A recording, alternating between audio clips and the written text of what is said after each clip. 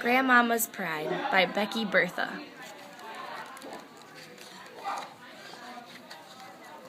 Our family lived up north, but every summer when school was out, Mama, sister, and I went down south to stay at Grandmama's house. The summer of 1956, sister was 5 and I was 6. The back seat is the best seat on the bus, Mama explained while we waited inside the bus station. It's big and wide and roomy, and the two of you won't bother anybody. Plus, it's right next to the bathroom. Our bus pulled in. Mama waited for our bags to be loaded while sister and I climbed aboard to find a seat. Go all the way back, Sarah Marie, Mama reminded me. Sister and I didn't know there was a law that said only white people could ride down south in the front of the bus. We rode all morning. By lunchtime, Mama told us we had reached Maryland. We're in the South now, she said. The bus pulled into a rest stop and we got off to stretch our legs. A lot of people headed for the lunch counter, and I did too. But Mama caught me quick. We brought our own lunches, Sarah Marie, remember? She said. Back on the bus, Mama unpacked our sandwiches, potato chips in silver foil bags, and a peach apiece. After lunch, Mama read us stories. Soon I'd be able to read too. Aunt Maria, Mama's sister who lived near Grandmama, was going to teach me how, just like she taught all the first grade kids in her class. Sister and I played I Spy and counted cows and horses. We fell asleep and woke up and rode some more. Finally, we were there. The bus station in Grandmama's town had 2 waiting rooms, but only one had benches for sitting down. Grandmama and Aunt Marie were in the stand-up waiting room. Grandmama's next-door neighbor, Reverend Daniels, was there too. He took us to her house in a shiny black Plymouth. As soon as we arrived, Grandmama started cooking. After that, there was always something good to eat.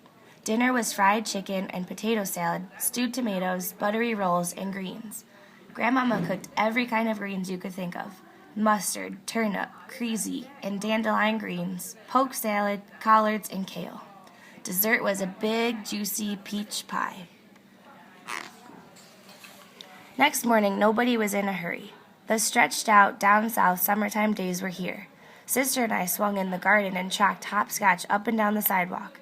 We played paper dolls on the screened-in upstairs porch and cut out their dresses from last year's Sears Roebuck catalog.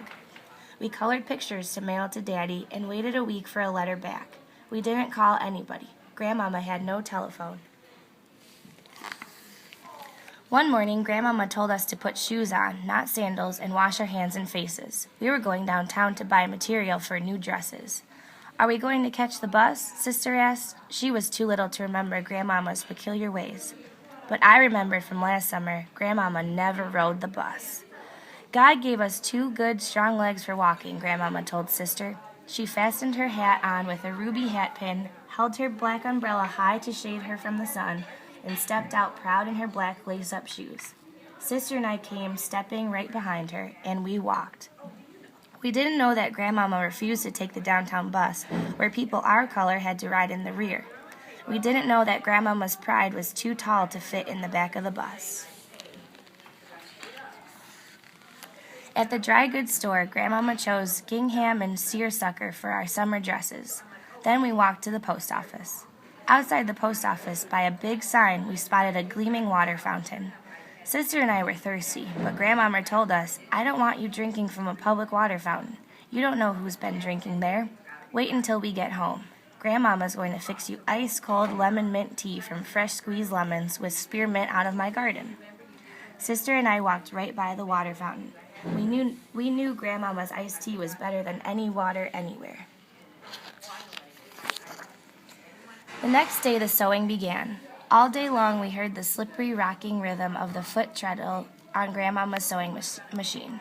While Grandmama and Mama sewed, Aunt Maria was teaching me how to read. By July, I could read words all over the kitchen. The next time we walked the 10 blocks downtown in the hot August sun, I could read the names of all the streets we passed. At the hardware store, we bought some twine, onion sets for fall painting, and a new broom. I read the names on all the bags of seeds. Then Sister needed to use the bathroom. Grandmama told Mama, take her into the bus station. It's right around the corner. We hurried through the sit-down waiting room and down a hall. Sister ran over to a door with a picture of a lady's head. I read the sign at the top of the door. It said, white women. Mama pulled Sister back in a hurry. "Not this bathroom," she said, and took us to a different one farther down the hall. "Colored women," this sign read. There wasn't any toilet paper or soap. When we came out, I started to look around me. The signs had been there all along, but now I could read them. 4 different bathrooms. There was a water fountain in the bus station, too. The sign over it didn't say water. It only said white. I asked Grandmama why those signs were there. "Sarah Marie, I'm very proud of you for learning how to read," she said, "but I'm sorry you have to read these hateful signs. This is the South, and we still have segregation down here. That means we have separate places for colored folks and white folks. Some grown folks still don't seem to understand that we're all of God's children." She looked at the white-only water fountain and leaned down to me. "But you don't want that city water anyway," she said. "It isn't even cold." Our last stop was the 5 and 10. At the lunch counter, hot dogs sizzled on the grill. A sign hung over the lunch counter, too. It seemed like a long, long walk back home. The next time Grandmama and Mama and Sister went downtown, I asked to stay home with Aunt Maria. She wanted to listen to me read, but I didn't feel like reading anything. I was ready for the summer to be over, ready to go home, far away from unfair signs and laws. On the day we left, Grandmama made us sandwiches. She packed a tin of homemade cookies and a peach apiece. Aunt Maria took our pictures beside the crepe myrtle tree out front. We loaded our suitcases into the trunk of Reverend Daniel's shiny black Plymouth and rode back to the bus station. We went to the stand-up waiting room and watched out the window for our bus. Sister wanted to go in the other waiting room and sit down.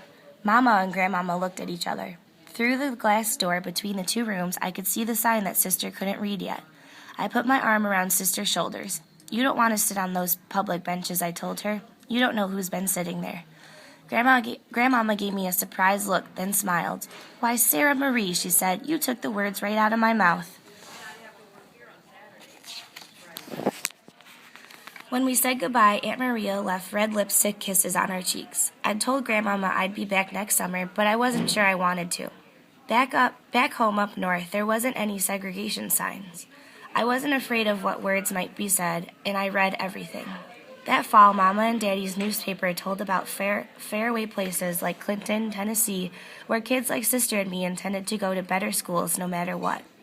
There were pictures of Montgomery, Alabama, where no colored people would ride on the buses, even in the winter. Until they could sit where they wanted, everyone walked, just like Grandmama. I read words I didn't understand: boycott, ballot, civil rights, Supreme Court ruling, laws overturned. When summer came and it was time to go down south again, Mama got on the bus first. "Let's try something different this time," she said, and we rode all the way down south in the front seat of that bus. At the rest stop, Mama told us we could get off the bus, sit down at the lunch counter, and have a drink. I had orange soda and Sister had grape.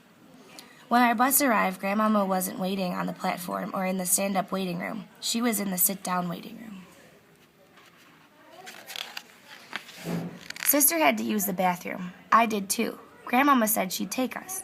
Then my Grandmama walked with her tall, proud steps across the floor of that white waiting room and straight to the door of the white woman's bathroom.